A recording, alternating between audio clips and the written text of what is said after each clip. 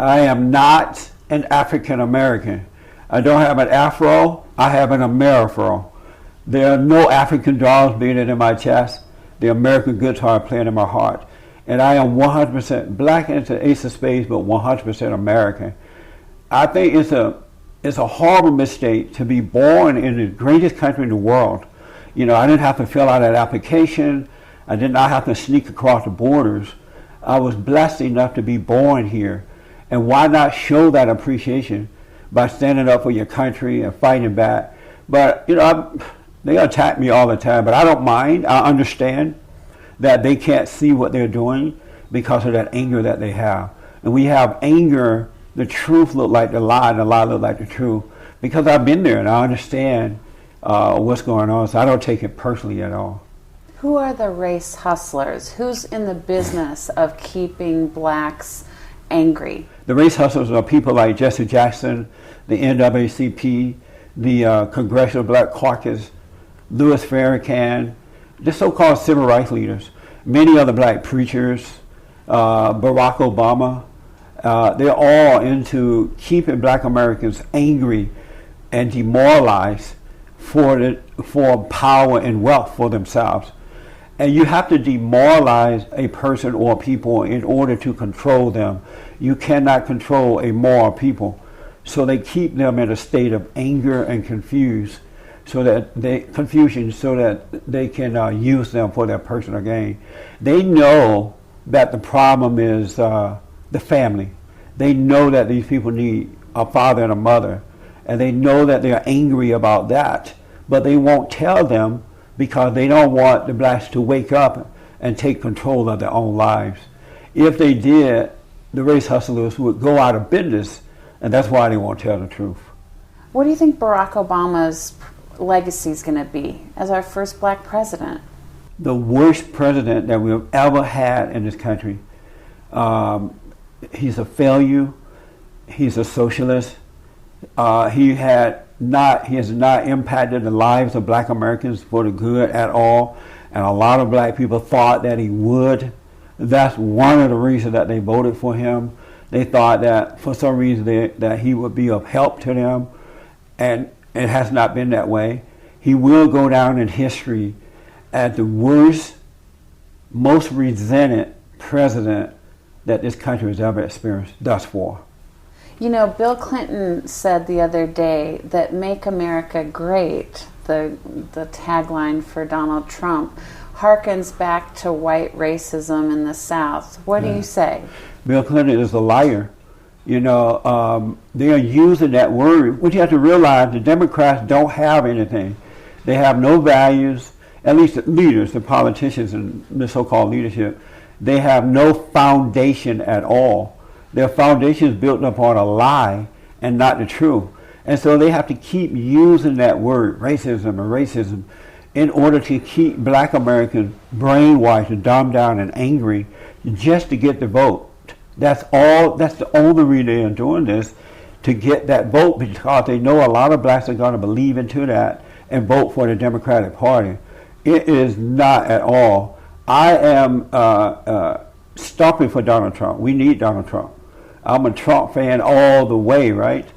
Because, and the thing I have to tell you this too, the thing I like about Donald Trump, he's doing what I tried to get President Bush and others to do, was to go and talk to the black people. You know, not the leaders. Don't let this trickle down from the leaders. Go to the people, let them yell and scream and ask questions and respond so that they can know what the Republican Party is all about. A lot of blacks think that the Republican Party is a racist organization trying to hold them back, put them back on the plantation. It's not true, but because the Republicans haven't defended themselves very well or represented themselves, it's just been a lie that's been put out there for so long by the Democrats. And that's why Bill Clinton is saying that now, because he want to get Hillary in there. And they are very, very afraid, because many black people don't like Hillary. They like him, Bill, but they don't like Hillary. They don't trust her. Many of them like Donald Trump because they like his courage. You know, he's able to speak his mind. He's not subject to anyone. They like the fact that he's independent. They don't really see him as a Republican. they see him as Donald Trump doing his thing. And so a lot of blacks are very attracted to that, and the Democrats are afraid. So, Reverend Peterson, let me just ask you, from anecdotal day-to-day interactions that you have, I know for me, anecdotally, I'm finding a lot of blacks are surprising me by saying that they're for Donald Trump. Yeah. But what are you hearing? Same thing. I have family members who are hardcore Democrats, born Democrats, they're going to die a Democrat, but they like Donald Trump. And I'm stunned too. I'm like, wow. But they just like the man. They like his, the way he is. And many of them have said that if they didn't vote for Trump, they're not going to vote at all. It's not like they're rushing out to vote for Hillary Clinton. And this is the first time since I've been paying attention to politics that I've heard blacks say this.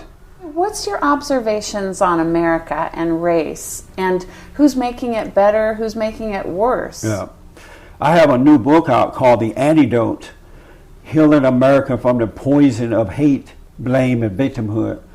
And I write about people like Michael Brown and Trayvon Martin, Barack Obama, Louis Farrakhan, and all of them. And the one thing that they have in common is that they all grew up without a father in the home. Barack, hearing all this stuff, and then by not being raised by his father, he has that emptiness as well. He doesn't have love. He doesn't feel love. He has anger due to the lack of love from his father.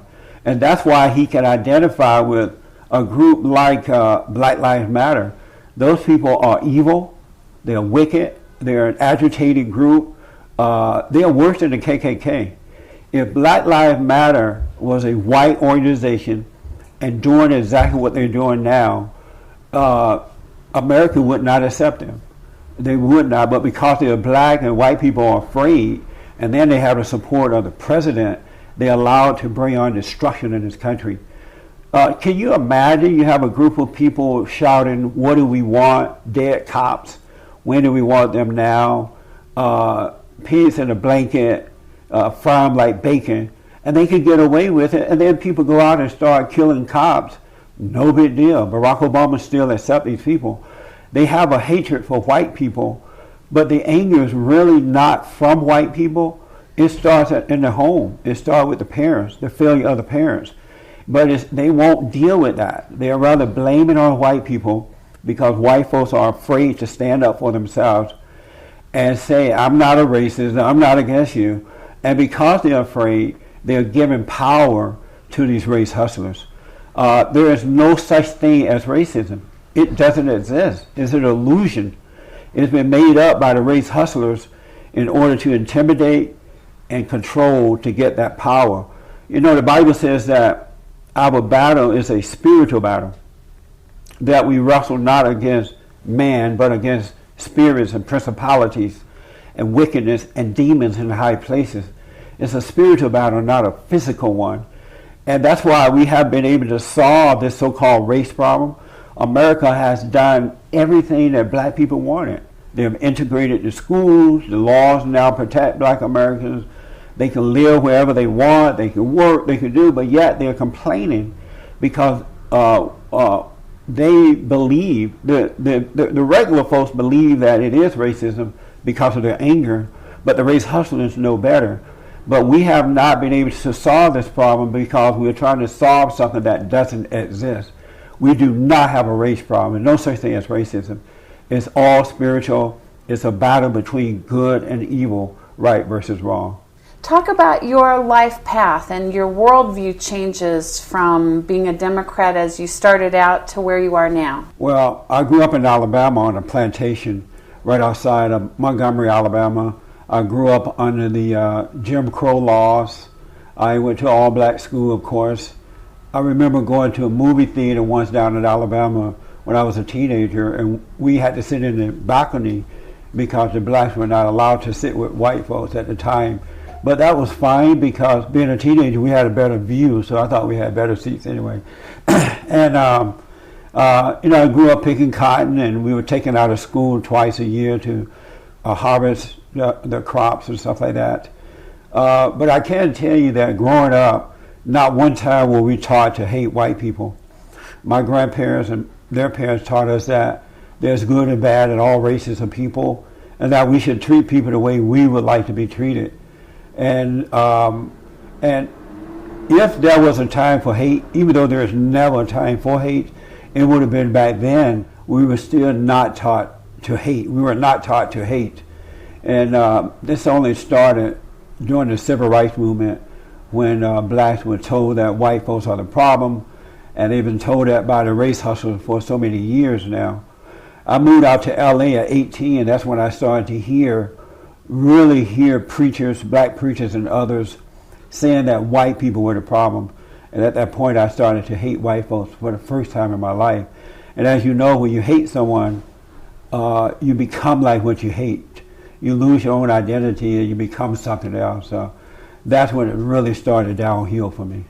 And I would go to church and I asked the pastors or the preachers, I have all this conflict. Why can't what's wrong? I read the Bible, I go to church, I don't seem to be getting better. And so finally, long story short, I asked God to show me what was wrong. Why was I so insecure, had so much doubt and fear and all that stuff happening, right? And he allowed me to see that I resented my parents. I resented my father got my mother pregnant when she was young, when they were young. And when she told him about it, he denied it. He's like, no, I can't, that's not my baby. So my mother became angry at him. She ended up having me she got married before I was born, because it was an embarrassment to have children out of wedlock at the time. And so she got married so that I would be born out of wedlock. Long story short, though, my stepfather was a decent man. He really was a good man, but I didn't accept him, because in my body, in my soul, I wanted my real father. So when I would ask my mother about him, she would say, oh, forget about him. He's no good. He doesn't care about you. But I wanted my father. I had a yearning for him, as most people do, men and women. When they don't grow up with their natural father, nothing else can replace that. And so God allowed me to see that I resented my mother, who tried to turn me away from my father.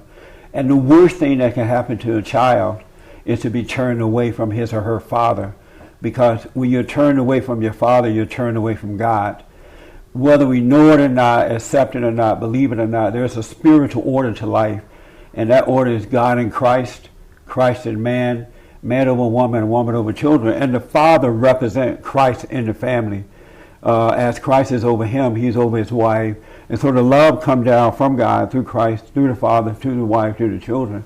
When you take that man away, you don't get that love. So it feels like love is missing. And so when I realized that, I had to forgive my parents. And so I went and told my mother, apologized to her for resenting her for what she had done.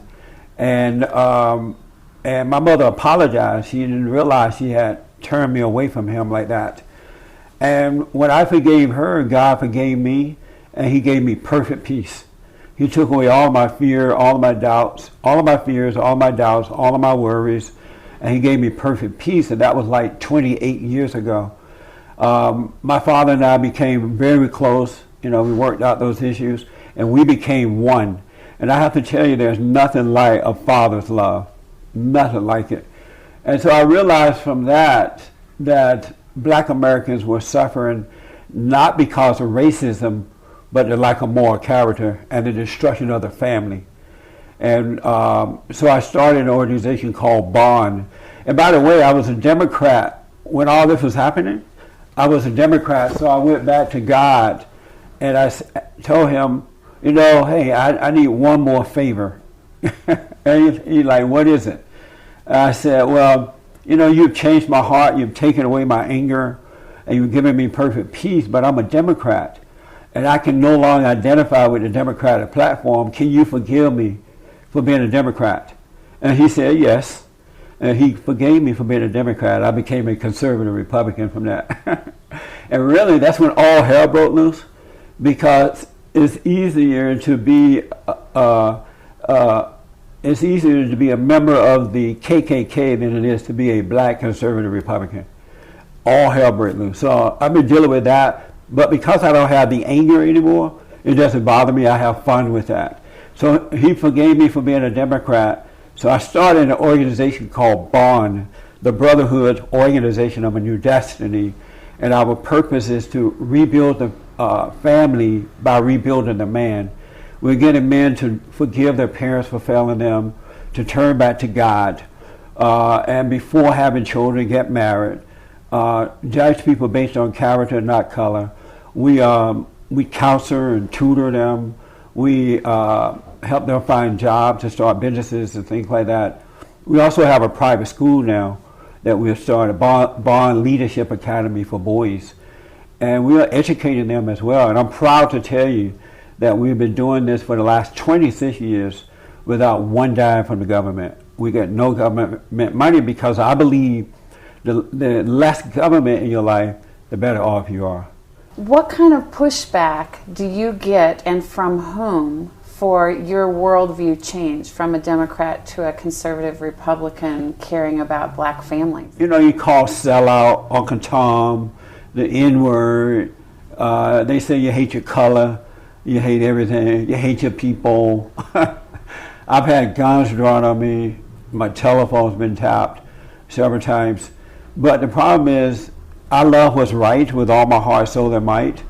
I love God more than anything else. I have kids and grandkids, but I love God and I love what's right more than anything. And I love my country. Talk about the importance of fathers in a family. Why is that such a mission to you? I've come to realize from my own life and dealing with young men, we deal predominantly with black men, but we work with all men. I've noticed that all of them who have not had fathers just have lost their way. You know, they don't have any, they don't have anyone to identify with. And their identity tend to come from their mothers, but it doesn't work for them, you know. And so I noticed that they're all yearning for the father. And we have gotten many of them together with their fathers over the years, their fathers and mothers, and we have shown them how to forgive their parents. Because once you forgive your parents, then God will forgive you, and He will give you His identity. And His identity is all love all the time. And not that emotional love, but love that is based on what is right. You know, the love that gives you the courage to speak up and overcome the issues in life. And so I've noticed that these boys and girls are suffering because of that. What people don't realize is that the father brings the love into the family. When you look at the father, you see the right way to go. When you look at the father, you feel safe that all is well, and that whatever you do in life, your father is with you.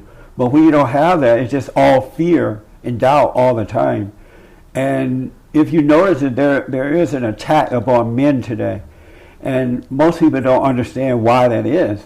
And the attack is because he represents Christ in the home. And evil understands that. That's why the first thing it does when it wants to take over the family is get rid of the father. And they did that to the black man. They took him out of his home so that evil can come in and take over the wife and the children, cause them to depend on government and other things, whereas the father used to do that. When I was growing up, I didn't know anything about government. We didn't have governmental programs. We worked hard, and if we needed something, the church would help out, or the neighbors would help out. But now it's all government all the time because the father's not there to prevent that from happening. Where can people find more information on you? They can go to my website at rebuildingtheman.com, rebuildingtheman.com. They can also get my book, The Antidote, at any bookstore, Amazon.com, or you can go to rebuildingtheman.com. Say something if they want to support Bond. We definitely need their financial support as well. We are a nonprofit. We've been around 26 years. We've not gotten any money from the government, but we've done very well because we have a home for young men that we bring in and show them how to overcome that anger. And once they overcome the anger by forgiving their parents, they feel 100% better. You know, they don't have that fear. They are able to judge all people based on character. And we are, again, teaching them trades, helping them finish school, starting businesses, and we now have a private school. So they can go to rebuildingtheman.com, or call 800-411-2663, 800-411-BOND to make a donation. And we absolutely appreciate it.